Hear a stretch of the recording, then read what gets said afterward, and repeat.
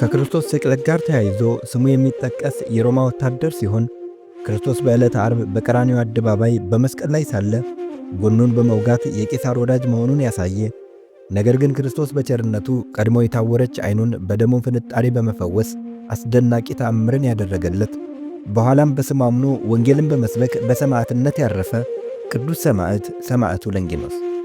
ስንቶቻችንን የጌታን ጎን በጦር የወጋው ለንጊኖስ ወደ ቀናች ሃይማኖት ተመልሶ በገድል የከበረ የኢየሱስ ክርስቶስ ሐዋርያ በመሆን የሰማዕትነት አክሊል እንደተቀዳጀ የምናውቀው። ይህን ቪዲዮ እስከ መጨረሻው ብትከታተሉ የዚህን ሰማዕት ያልተሰሙ ታሪኮችና አስገራሚ መጨረሻዎች በዝርዝር አቀርብላችኋለሁ። ለዚህ ኦርቶዶክሳዊ ቻናል አዲስ የሆናችሁ ሰብስክራይብ በማድረግ የደወል ምልክቷን በመጫን ቤተሰብ ይሁኑን። ይህንን ቪዲዮ ላይክና ሼር በማድረግ ለሌሎች እንዲደርስ የበኩሉን ድርሻ በመወጣት ይህን መንፈሳዊ ቻናል ያግዙ።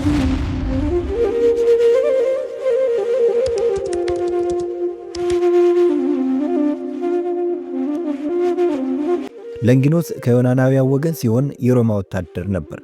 ስሙ በመጽሐፍ ቅዱስ በግልጽ ባይጠቀስም በዮሐንስ ወንጌል ምዕራፍ 19 ከቁጥር 34 ላይ ነገር ግን ከጭፍሮቹ አንዱ ጎኑን በጦር ወጋው፣ ወዲያውም ደምና ውሃ ወጣ በማለት ከጲላጦስ ጭፍሮች አንዱ እንደነበርና የክርስቶስን ጎን በጦር እንደወጋው ወንጌላዊ ቅዱስ ዮሐንስ ጠቅሶታል። በቤተ ክርስቲያናችን ትውፊት ግን ስሙ ለንጊኖስ እንደሚባል ተጠቅሷል። በምዕራብም ሆነ በምስራቅ አብያተ ክርስቲያናት እንደ ቅዱስ ሰማዕት ይቆጠራል። በእኛ ቤተ ክርስቲያን ስለ ሰማዕትነቱ በስንክሳር መጽሐፍ ላይ ኅዳር 5 እና ሐምሌ 23 ቀን ተጽፏል። ለንጊኖስ አንድ ዓይና ነበር። በጌታችን በመድኃኒታችን በኢየሱስ ክርስቶስ የስብከት ዘመን የጲላጦስ ወታደር የነበረ ሰው ነው።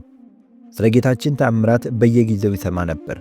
አይሁድ በክርስቶስ ያመነ ሁሉ ከምኵራብ ይባረር ብለው ሕግን አውጥተው ስለነበር ለንጊኖስ ክርስቶስን ሄዶ እንዳያገኘው አይሁድን ይፈራ ነበር። ለንጊኖስ ተራ ወታደር እንጂ ባለማዕረግ ወይም ባለሥልጣን አልነበረም። ልቡ ግን ክፋት ያልነበረበት ደግ ሰው ነበር። በዕለተ ዓርብ ጲላጦስ ጌታችንን እንዲሰቅሉ ለአይሁድ አሳልፎ ሲሰጣቸው ለንጊኖስም ክርስቶስን ሊሰቅሉ ከተመረጡ ከጲላጦስ ጭፍሮች አንዱ ስለነበር የጌታችንን ሥቃይ አይቶ በክፉ ግብራቸው ላለመተባበር በዘዴ አመካኝቶ አሞኛል ብሎ እስከ 9 ሰዓት ድረስ ከእነርሱ ተለይቶ ቆየ።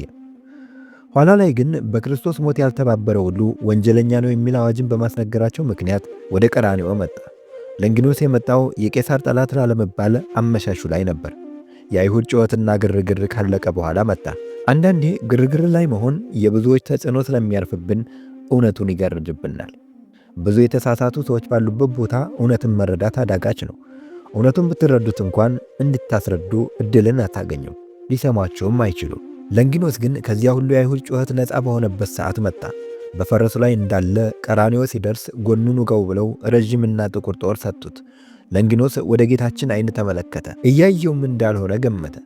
ጌታችንም ቅድስት ነፍሱን ከቅዱስ ሥጋው በባሕርይ ሥልጣኑ ለይቷልና ጦሩን ጨብጦ ወደ ጌታ ጎን ልኮ ወጋው።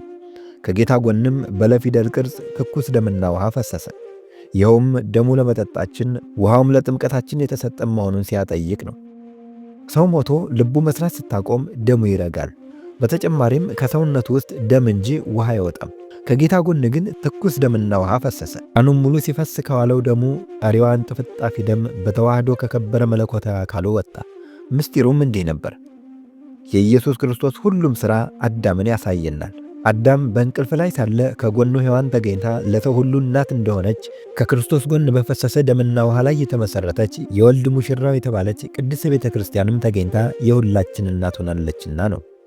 የሐዋርያት ሥራ ምዕራፍ 20 ከቁጥር 28 ላይ በገዛ ደሙ የዋጃት ቤተ ክርስቲያንን እንዲል ደሙ ጠጥተን የምንድንበት ሥርዓተ ቁርባንን ሲያሳይ፣ ውሃው ደግሞ ተጠምቀን የምንድንበትን የጥምቀትን ምስጢር ያሳየናል። አንዳንድ ታሪኮች እንደሚያሳዩት ከሆነ በጥንት ይኖሩ የነበሩ ክርስቲያኖች ለንጊኖስ የክርስቶስን አካል ለመውጋት የተጠቀመበትን ጦር እየሄዱ ይሳለሙት ነበር። ይህ ጦር ረጅምና ጥቁር ሲሆን ብዙ ተአምራትን ያደርግ ስለነበር ነዋየ ቅዱስ አድርገው በማክበር ጥበቃ ያደርጉለን ነበር። ይህ ጦር የዕጣ ፈንታ ጦር ተብሎ የሚጠራ ሲሆን ይዞት ወደ ጦር ሜዳ የሚሄድ ሰው ፈጽሞ በጦርነት አይሸነፍም ነበር። በመሆኑም ይህን ጦር የያዘ ሰው ያለ አንዳች ተቃውሞ ዓለምን መግዛት ይችላል ብለው ያስቡ ነበር። ነገር ግን ይህ ጦር ዛሬ ላይ የት እንደሚገኝ ግልጽ የሆነ መረጃ የለም። ታዲያ የወቅቱ የሮማ ሥርወ መንግሥት ወታደር የነበረው ለንጊኖስ የክርስቶስን ጎን በወጋው ጊዜ ከፈሰሰው ደምና ውሃ አንዷ ፍንጣቂ ቀድማ የታወረች አንድ ዓይኑ ላይ አርፋ ዓይኑን አበራችለት። በዚህም እጅግ ተገርሞ እየተደሰተ የሆነውን ሁሉ ማስተዋል ጀመረ።